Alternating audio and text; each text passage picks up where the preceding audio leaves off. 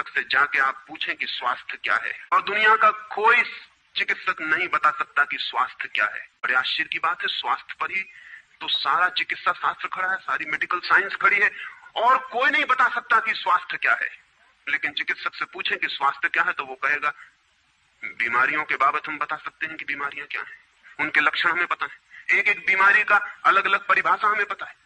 स्वास्थ्य का हमें कोई भी पता नहीं है। इतना हम कह सकते हैं कि जब कोई बीमारी नहीं होती तो जो होता है वो स्वास्थ्य है। स्वास्थ्य तो मनुष्य के भीतर छिपा है, इसलिए मनुष्य की परिभाषा के बाहर है। बीमारी बाहर से आती है, इसलिए बाहर से परिभाषा की जा सकती है। स्वास्थ्य भीतर से आता है, उसकी कोई परिभाषा नहीं की जा सकती। इतना ही हम कह सकते हैं कि बीमारियों का अभाव स्वास्थ्य है। लेकिन ये स्वास्थ्य की कहां परिभाषा हुई? स्वास्थ्य के संबंध में तो हमने कुछ भी ना कहा कि बीमारियां नहीं है तो बीमारियों के संबंध में कहा। सच ये है कि स्वास्थ्य पैदा नहीं करना होता, या तो छिप जाता है बीमारियों में, या बीमारियां हट जाती हैं तो प्रकट हो जाता है।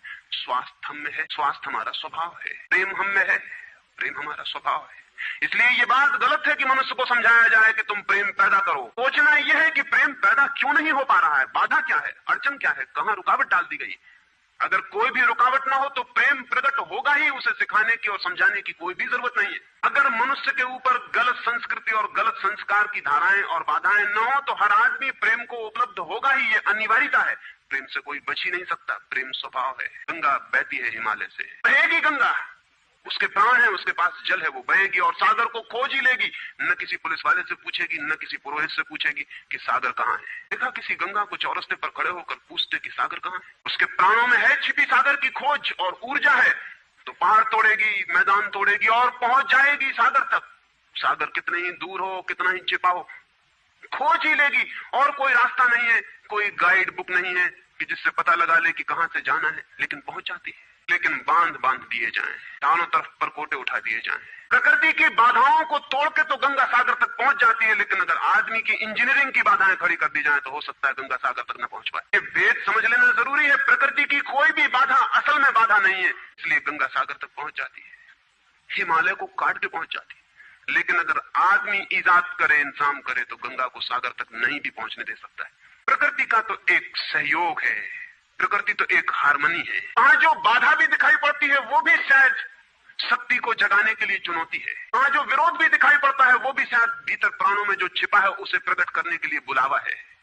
वहां शायद कोई बाधा नहीं है। वहां हम बीज को दबाते हैं जमीन में, दिखाई पड़ता है कि जमीन की एक परत बीज के ऊपर पड़ी है, बाधा दे रही, लेकिन वो बाधा नहीं दे रही। अगर वो परत ना होगी तो बीज अंकुरित भी नहीं हो पाएगा। ऐसे दिखाई पड़ता है कि एक परत जमीन की बीज को नीचे दबा रही है, लेकिन वो परत दबा इसलिए रही है ताकि बीज दबे, गले और टूट जाए और अंकुर बन जाए।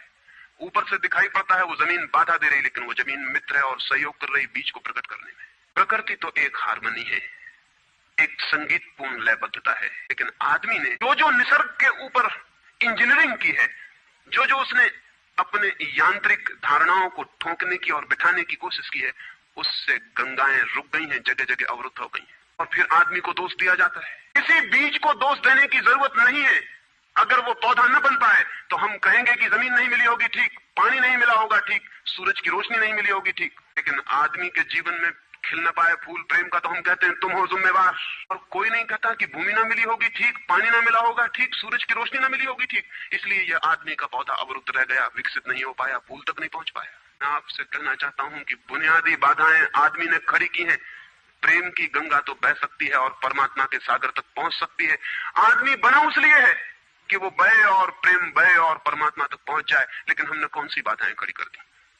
पहली बात, आज तक मनुष्य की सारी संस्कृतियों ने सेक्स का, काम का, वासना का विरोध किया है। इस विरोध ने मनुष्य के भीतर प्रेम के जन्म की संभावना तोड़ दी, नष्ट कर दी। इस निषेध ने, क्योंकि सच्चाई यह है कि प्रेम की सारी यात्रा का प्राथमिक बिंदु काम है, सेक्स है। प्रेम की यात्रा का जन्म गंगोत्री, जहां से गंगा पैदा होगी प्रेम की, वो सेक्स है, वो काम है। और उसके सब दुश्मन है, सारी संस्कृतियां और सारे धर्म और सारे गुरु और सारे महात्मा। तो गंगोत्री पर ही चोट कर दी, वहीं रोक दिया। पाप है काम, अधम है काम, जहर है काम। और हमने सोचा भी नहीं कि काम की ऊर्जा ही, सेक्स एनर्जी ही अंततः प्रेम में परिवर्तित होती है और